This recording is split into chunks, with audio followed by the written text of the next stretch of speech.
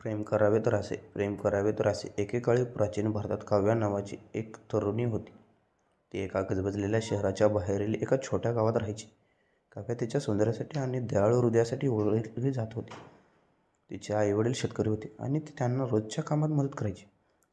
एके दिवशी काव्या शेतात असताना तिला रोहित नावाचा एक देखणा तरुण दिसला. आजी आजोबांना भेटण्यासाठी तो गावात आला होता. काव्या लगेच त्याच्या फटका बसला. इतकं तीव्र आकर्षण तिला यावर्षी आधीच कधीच वाटलं नव्हतं. रोहितनेही काव्याकडे लक्ष वेधले आणि तो तिच्या सौंदर्याने आणि कृपेने तितकाच प्रभावित झाला. त्याने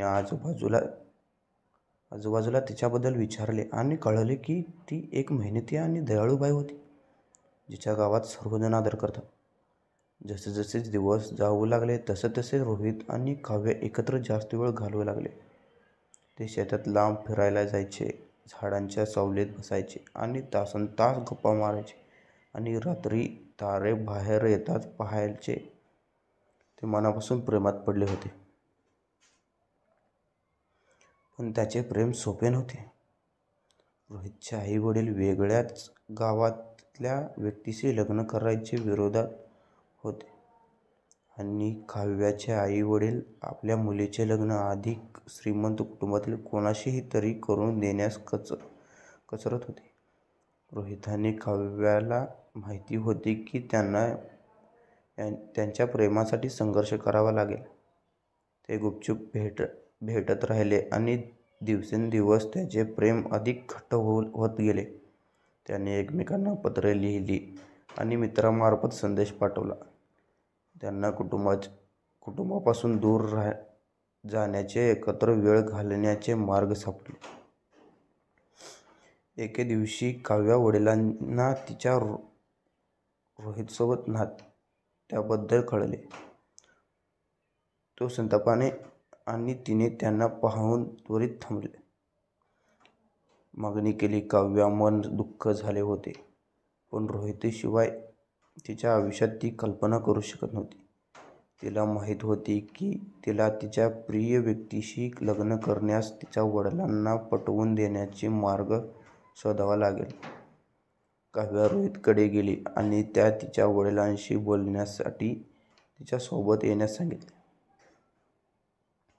रोहितने होकार दिला आणि दोघे मिळून काव्याच्या घरी गेले. त्यांनी तिच्या वडिलांकडे विनंती केली आणि त्यांनी त्याच्या प्रेमाबद्दल आणि त्यांना एकत्र राहण्याची किती इच्छा आहे हे सांगितले. काव्याचे वडील त्याचे प्रामाणिकपणे आणि एकमेकांवरील प्रेमाने प्रभावित झाले आणि त्यांनी शेवटी त्यांचं लग्न करण्यास होकार दिला. रोहित आणि काव्याला खूप आनंद झाला.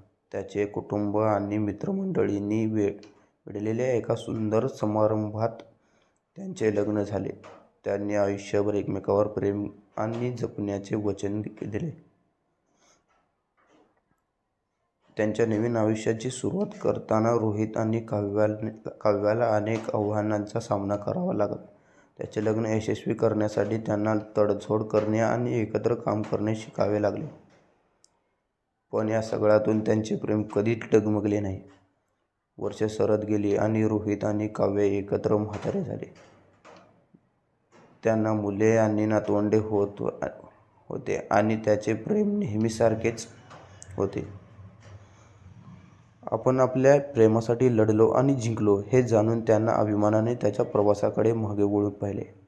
रोहित आणि काव्याला ज्या आव्हानांचा सामना करावा लागला तरीही ते प्रेमात पडले नाही. ते शेतात लांब फिरायला गेले, हात धरून एकमेकांच्या डोळ्यात पाहत राहिले आणि एकत्र त्यांच्या आयुष्याविषयी गोष्टी सांगितल्या. जसजसे ते मोठे होत गेले तसे त्यांना माहीत होते की त्यांचा एकत्र वेळ मर्यादित आहे. रोहितच्या तब्येतीने ढासळायला लागला होता आणि काव्याला माहीत होते की तिला तिच्या प्रिय नवऱ्याचा लवकरच निरोप घ्यावा लागणार आहे. एके दिवशी ते दोघे त्यांच्या पोर्चवर एकत्र बसून सूर्यास्त पाहत असताना रोहित काव्याकडे वळून म्हणाला, माझी प्रिय पत्नी, तुझ्यामुळे मी दीर्घ आणि आनंदी आयुष्य जगलो आहे. तू मला खूप आनंदी प्रेम दिलेस आणि आम्ही एकत्र सामायिक केलेल्या प्रत्येक क्षणासाठी ती कृतज्ञ आहे. रोहितचे बोलणे ऐकून काव्या डोळ्यातून पाणी आले. तिला माहीत होते की तो निरोप घेत आहे आणि तिच्याशिवाय जीवनाचा विचार कसा सहन करावे हे तिला माहीत नव्हते. रोहित पुढे म्हणाला, मला माहीत आहे की आमचा एकत्र वेळ संपत आहे, परंतु मला तुम्हाला जे जाणून घ्यायचे आहे की तुमच्यावरील प्रेम माझे कधीही कमी होणार नाही. तुम्हाला माझ्या आयुष्यात नेहमीच प्रकाश व्हाल आणि मी तुमचे प्रेम माझ्याबरोबर घेऊन जाईन पुढल जग. काव्याने रोहितचा हात घट्ट धरला. त्यांची ताकद हळूहळू कमी होत गेली. ती कुजबुजली, माझं तुझ्यावर प्रेम आहे रोहित. तू मला सगळ्यात मोठी भेट दिली आहेस, तुझे प्रेम.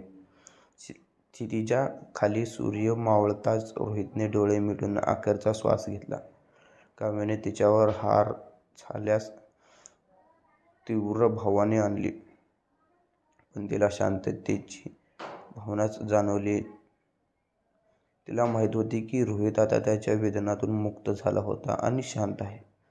त्यानंतरच्या दिवसात आणि आठवड्यात काव्याने तिच्या पतीच्या निधनाबद्दल शोक व्यक्त केला. त्याचं हसणं आणि त्यांचा कोमल स्पर्श चुकला, पण तो गेल्यावरही त्याचे प्रेम कायम राहिले हे तिला माहीत होते. जेव्हा तिने त्यांच्या एकत्र आयुष्याकडे मागे वळून पाहिले तेव्हा काव्याला जाणवले की त्याचे प्रेम हा एक आव्हान भरलेला प्रवास होता, परंतु तो एक आनंदाने भरलेला प्रवास होता. रोहितचे प्रेम ती नेहमी सोबत घेऊन जाईल हे तिला माहीत होते आणि या विचाराने तिला दिलासा दिला. प्रेम करावे तर असे